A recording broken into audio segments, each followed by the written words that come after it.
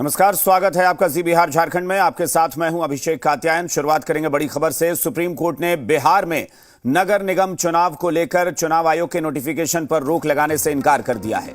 वकील राहुल भंडारी ने आज जस्टिस सूर्यकांत और जस्टिस जेके माहेश्वरी की बेंच के सामने यह मामला उठाया।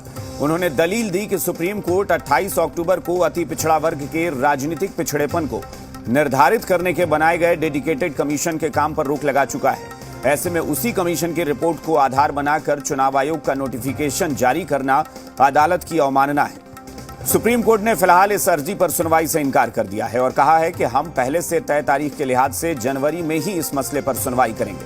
अगर चुनाव प्रक्रिया में कुछ खामी पाई गई तो हम उस प्रक्रिया को पलट देंगे।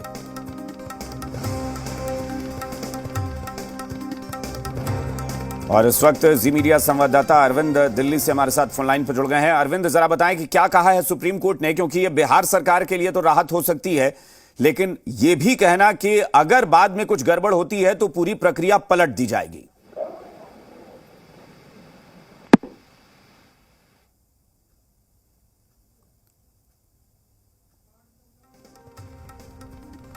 चलिए, लगता है अरविंद से संपर्क नहीं हो पा रहा है। एक बार फिर से हम प्रयास करेंगे, लेकिन आपको बता दें कि ये बड़ी राहत मिल गई है बिहार सरकार को, क्योंकि यहाँ पर निर्वाचन आयोग ने जो नोटिफिकेशन जारी किया था उसके मुताबिक दिसंबर महीने में ही नगर निकाय के चुनाव होने हैं और उस पर अब फिलहाल सुप्रीम कोर्ट ने रोक लगाने से इनकार कर दिया है। लेकिन ये जरूर कहा है कि अगर बाद में जनवरी में जब इस मामले की सुनवाई हुई और लगता है कि अगर चुनाव की प्रक्रिया में कुछ खामी है तो फिर उस प्रक्रिया को पलट दिया जाएगा। और जी मीडिया संवाददाता अरविंद इस वक्त हमारे साथ फोन लाइन पर जुड़े हैं। अरविंद, बताएं जरा क्या कहा है सुप्रीम कोर्ट ने। देखिए, इस मामले में जो याचिकाकर्ता की तरफ से जो वकील राहुल भंडारी हैं, उन्होंने जस्टिस सूर्यकांत और जस्टिस जेके माहेश्वरी की बेंच के सामने मामला रखा था और उनका ये कहना था कि पिछली बार सुप्रीम कोर्ट ने उनकी याचिका पर सुनवाई करते हुए जो डेडिकेटेड कमीशन बनाया गया था जिसको पिछड़ेपन की का निर्धारण करना था, उसके काम पर रोक सुप्रीम कोर्ट की तरफ से लगा दी गई थी। 28 अक्टूबर का ये आदेश है, लेकिन इसके बावजूद 30 अक्टूबर को इलेक्शन कमीशन की तरफ से एक नोटिफिकेशन जारी किया गया जिसमें कहा गया कि 18 और 20 दिसंबर को नगर निगम के चुनाव कराए जाएंगे। तो सवाल ये उठाया गया था वकील की तरफ से कि जब सुप्रीम कोर्ट पहले से ही इस कमीशन को काम पर रोक लगा चुका है तो फिर आखिर किस बिना पर इस कमीशन की रिपोर्ट को आधार बना करके इलेक्शन कमीशन ने ये नया नोटिफिकेशन जारी कर दिया। सवाल उनकी तरफ से जो एक नई आईए दायर की गई थी उसमें यह भी उठाया गया है कि आखिर उस आयोग की रिपोर्ट में क्या कुछ कहा गया है, क्या कुछ किस तरीके से उस पूरी कवायद को अंजाम दिया गया जिसके जरिए आरक्षण की व्यवस्था होगी, वो सारी रिपोर्ट अभी तक पब्लिक डोमेन में नहीं रखी गई है। और ये इसलिए इस बात की पूरी संभावना है कि जो ट्रिपल टेस्ट का जो मापदंड है जो पूरा होना चाहिए चुनाव के वक्त आरक्षण देने की व्यवस्था के लिए, उस पूरी एक्सरसाइज को सही तरीके से पालन नहीं किया गया है। तो उन्होंने दो महत्वपूर्ण सवाल उठाए थे। पहला ये कि इलेक्शन कमीशन ने जिस रिपोर्ट को आधार बनाया है वो रिपोर्ट सार्वजनिक होनी चाहिए, और दूसरा सवाल ये उठाया था कि आखिर कमीशन की रिपोर्ट को आधार बनाकर इलेक्शन कमीशन ने नोटिफिकेशन कैसे जारी कर दिया जबकि सुप्रीम कोर्ट ने उस आयोग के काम पर रोक लगाई है। लेकिन सुप्रीम कोर्ट ने फिलहाल कोई दखल देने से इनकार कर दिया है। सुप्रीम कोर्ट ने कहा कि चुनाव आयोग नोटिफिकेशन जारी कर चुका है, हम फिलहाल कोई दखल नहीं देंगे।